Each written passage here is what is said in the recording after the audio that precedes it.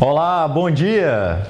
O tempo segue instável nesta quarta-feira no Alto Paranaíba e Noroeste. Apesar de nem ter chovido tanto assim, quando as precipitações são mais intensas, podem provocar estragos. Nesta terça-feira teve queda de árvore em Patos de Minas.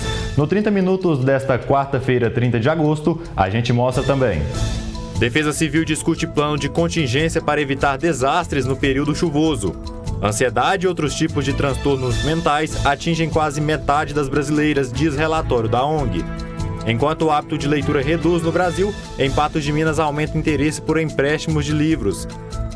Embalado por estreia com vitória na segunda divisão, Mamoré se prepara para jogo-treino no final de semana. Essa e mais informações agora no 30 Minutos.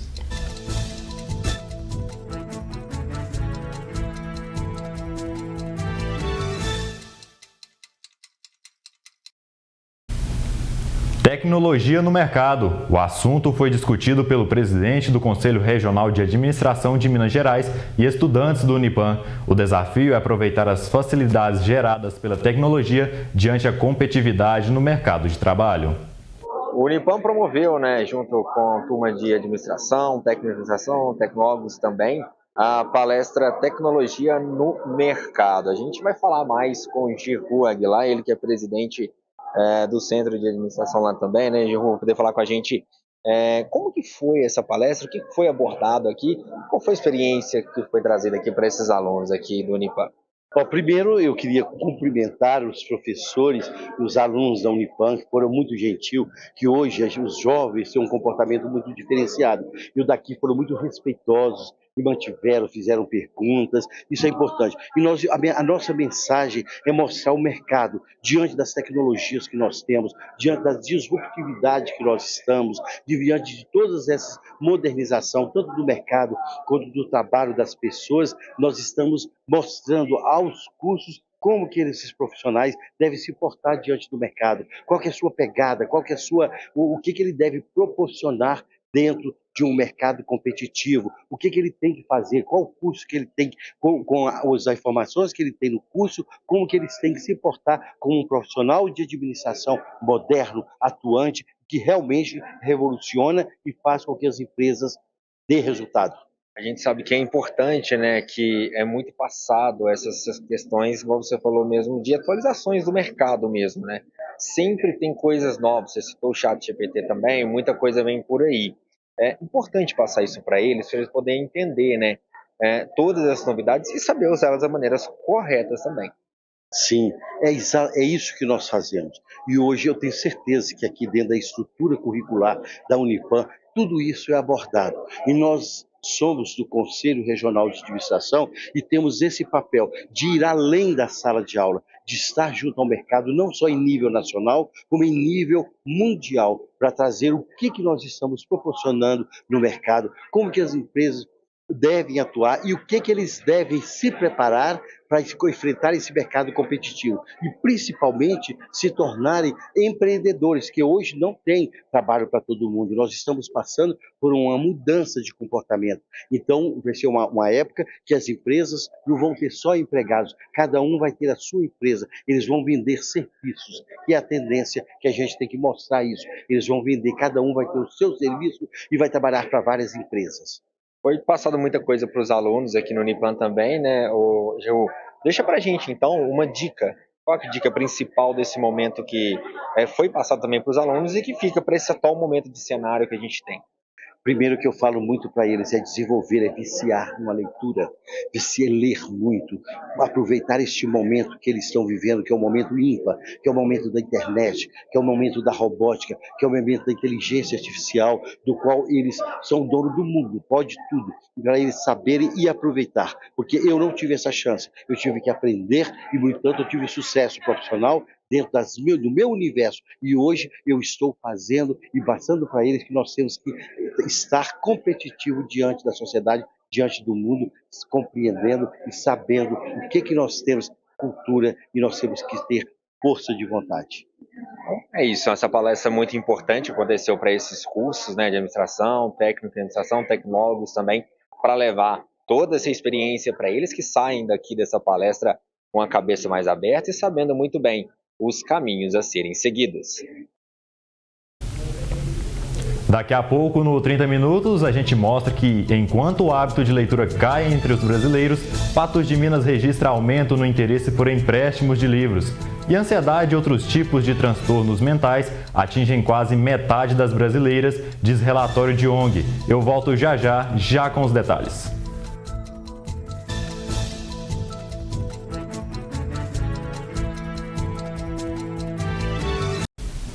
O relatório feito pela organização não-governamental Think Olga indica que pós-pandemia, 45% das mulheres brasileiras têm diagnóstico de ansiedade, depressão ou outros tipos de transtornos mentais. Foram ouvidas 1.078 mulheres de 18 a 65 anos em todo o país, entre 12 e 23 de maio desse ano. Quase metade das mulheres ouvidas relataram algum tipo de transtorno mental. A ansiedade é o problema mais comum e atinge 6 em cada 10 brasileiras. A situação financeira, dívidas, remuneração baixa e sobrecarga de trabalho são os fatores que mais contribuem para a situação. Outros fatores para adoecimentos são as pressões estéticas e as violências de gêneros. Conforme o relatório Think Olga, as mulheres são as únicas ou principais provedoras em 38% dos lares. A maioria das provedoras são negras, da classe D e E e com mais de 55 anos de idade. Somente 11% das entrevistadas disseram não contribuir financeiramente para a manutenção de suas famílias. As mulheres dedicam o dobro do tempo dos homens nas tarefas domésticas e cuidados com as pessoas. Metade dos brasileiros tem o hábito de ler, o que é uma boa notícia. Porém, dados apontam que o país perdeu mais de 4 milhões de leitores nos últimos anos. Em Patos de Minas acontece o oposto. Na Biblioteca João 23, por exemplo, de 2022 para 2023, tem aumentado a quantidade de empréstimos de livros. Isabela é uma leitora assídua.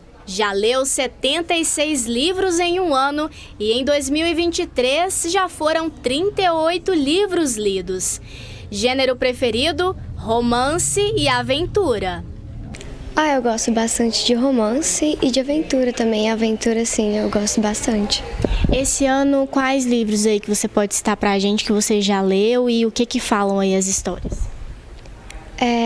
O Garoto do Cachecol Vermelho.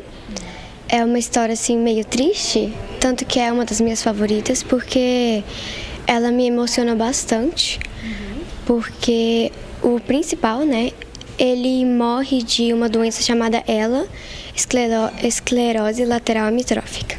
A irmã, Isadora, que tem apenas 8 anos, também segue o exemplo e adora ler. O incentivo vem de casa, com uma rotina diária de leitura em família.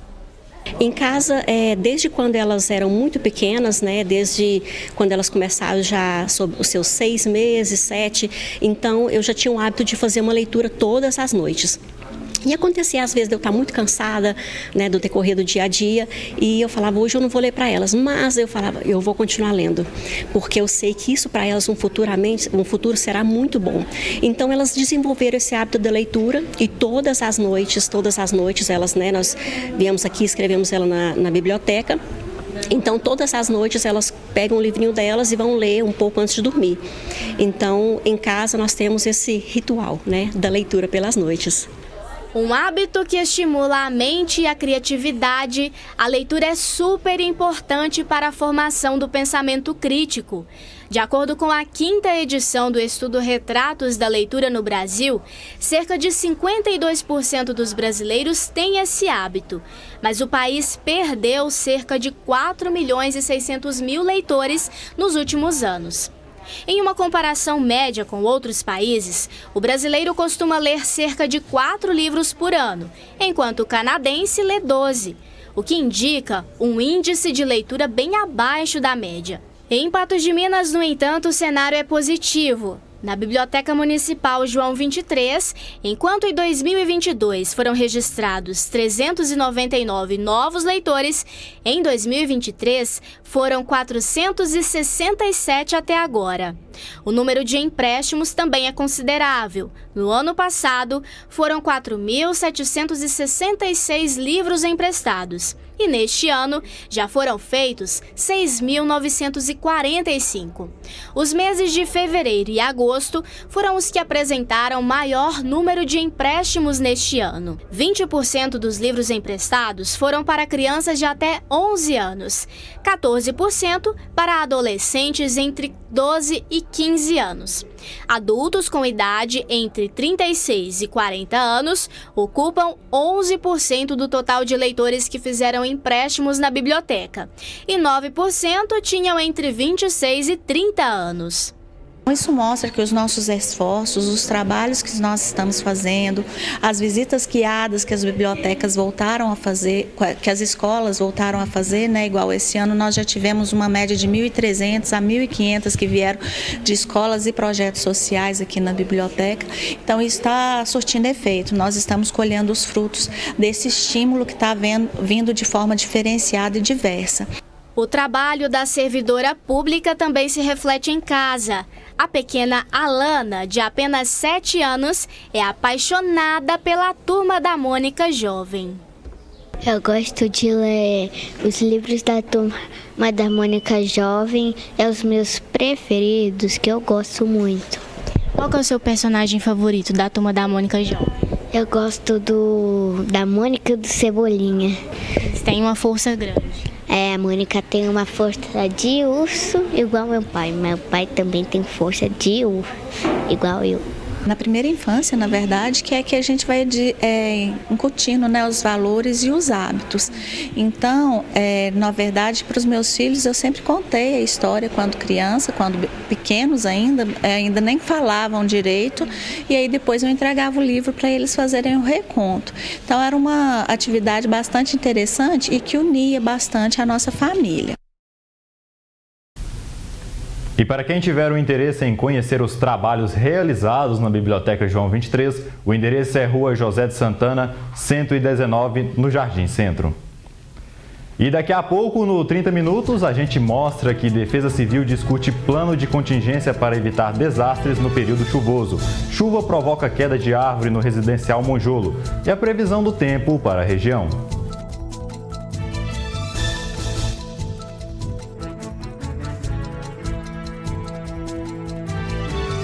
Autoridades da região têm discutido ações para prevenir e como agir em caso de desastres durante o período chuvoso. Um plano de contingenciamento será apresentado. O evento acontece no Batalhão da Polícia Militar. Os 23 municípios que compõem a 10ª Região da Polícia Militar foram convidados para estarem no evento, mesmo aqueles que não têm coordenador de defesa civil. Pela manhã, 11 municípios estiveram presentes. E hoje nós temos a participação de todos os Compidecs, que são os agentes municipais que estão aqui ligados à 10ª REDEC, né, que é a Regional de Patos de Minas, e a SEDEC, que é a Coordenadoria Estadual de Defesa Civil.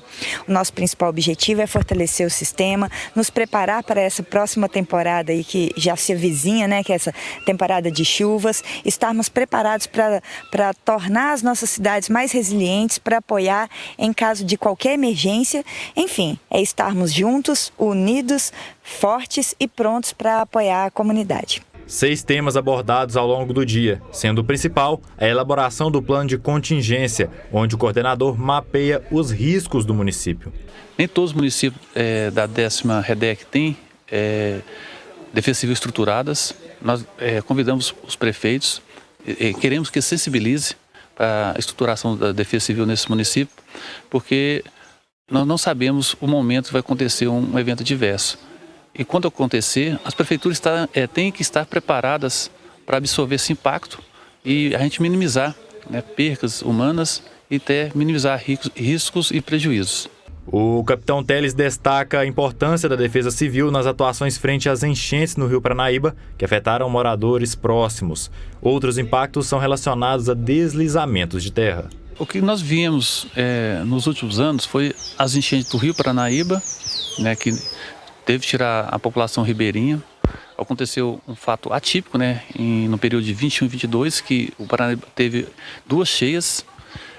O córrego do Monjolo requer um cuidado especial, ele transborda, mas o prefeito Falcão está sensibilizado e está fazendo uma construção ali preventiva, né, está fazendo o alargamento e o dessoreamento do córrego. Eu creio que vai minimizar a cheia do córrego do Monjolo. A gente espera que esse trabalho realmente seja eficaz. E nos municípios também, né, da 10ª REDEC, os 23 municípios, nós também tem esse problema com algumas cheias de alguns córregos e deslizamento de terra, principalmente em rodovias. Nós tivemos impactos ali na rodovia chegando em frente ao Legário, na 354, né, na 365 nós tivemos 2 pontos de deslizamento de terra. Então, os eventos diversos mais aqui na área dessa REDEC são esses. No bairro residencial Monjolo, a queda de uma árvore em uma rua provocou transtornos no final da tarde desta terça-feira. Isso aconteceu depois das chuvas. A via teve que ser interditada. As fortes chuvas que atingiu a tarde de ontem aqui em Patos de Minas deixou alguns estragos. Como a gente pode ver nas imagens, uma árvore caiu na rua João Batista Rodrigues, aqui no bairro residencial Monjolo. Essa árvore caiu em meio à pista, né, a rua João Batista Rodrigues, que dá acesso, né, para quem está saindo do bairro Monjolo, e dá acesso ali à Avenida Fátima Porto, ou também para quem vai subir a Avenida das Paineiras.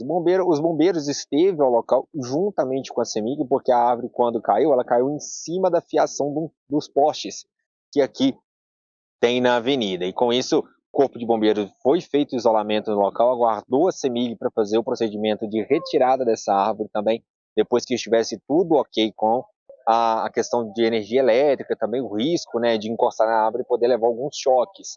E aí, depois disso tudo feito, os bombeiros fizeram todo o seu trabalho. E a gente conversou, então, com o Sargento Caixeta, do Corpo de Bombeiros, que nos deu mais detalhes de como encontrou a situação aqui na rua João Batista Rodrigues, no residencial Monjolo, quando chegou ao local. Já de início, a gente percebemos que a árvore estava destruindo toda a pista e tinha caído em cima de um fio de alta tensão. Então foi solicitado, né, a CEMIG para vir ao local, para desligar a rede, para a gente efetuar o corte e a substituição da via. Informações do pessoal aqui, testemunhas, que é uma árvore que já estava para cair já. Uma árvore que já estava com as raízes expostas, que já estava com perigo de queda. Respeitar a sinalização no local, não se aproximar da árvore, né, que essa estava em cima da fiação, então é um risco iminente realmente de um choque elétrico, né, uma descarga elétrica, muito perigoso. Então o pessoal viu a sinalização, se afastar, respeitar a sinalização, para a gente sempre efetuar o corte sem perigo para nenhuma pessoa. O pessoal sempre primar aí pela segurança, né? Tá ventando muito, tá chovendo muito, estaciona o carro no local seguro, o pessoal entra aí dentro do comércio, aguarda até a chuva passar.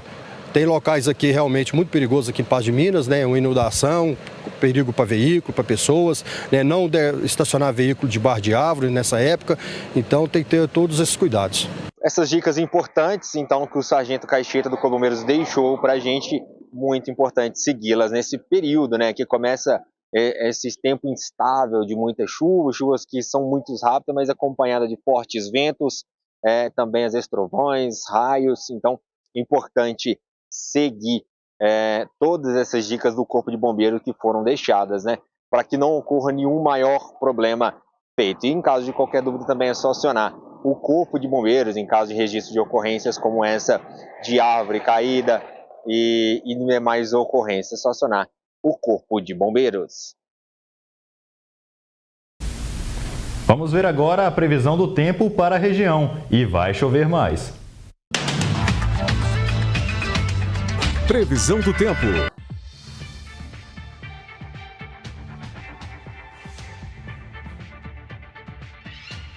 O encontro do ar úmido de origem oceânica com ventos quentes e secos vindos do interior do país ainda deixam o tempo instável e podem ocorrer mais pancadas de chuva nesta quarta-feira. E faz calor no Alto Paranaíba e Noroeste Mineiro. Em Patos de Minas, nesta quarta, a máxima alcança 31 graus e amanhã 33.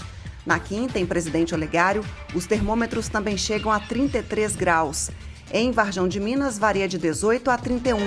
Em Carmo do Paranaíba, de 17 a 31 graus. E em Lagamar, mais calor, com máxima de 35 graus nesta quinta, conforme o IMET. Depois do intervalo, a gente fala do Mamoré. Embalado por estreia com vitória na segunda divisão, time se prepara para jogo-treino no final de semana.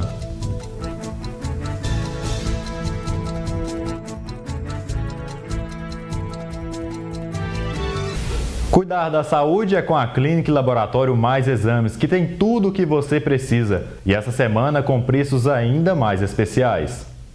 Cuidar da saúde é prioridade, por isso você precisa ter o diagnóstico certo para seguir em frente. A Mais Exames tem o maior centro de diagnósticos de Patos e região. Exames laboratoriais, tomografia computadorizada, raio-x e mamografia digital, endoscopia, ultrassonografia geral e todos os exames cardiológicos. Além disso, uma equipe médica multidisciplinar completa. Cuide sempre de você. Atendemos particular e convênios. Mais exames, mais pela vida.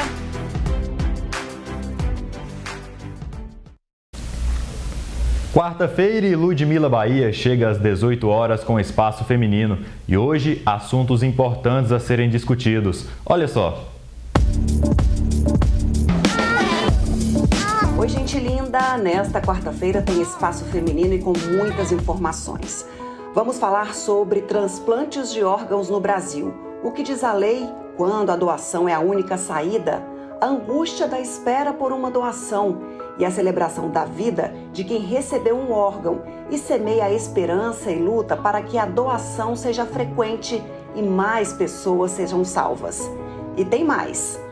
Olá, eu sou Elida Abreu, ativista do Movimento Negro Unificado, fundadora do Coletivo Madá.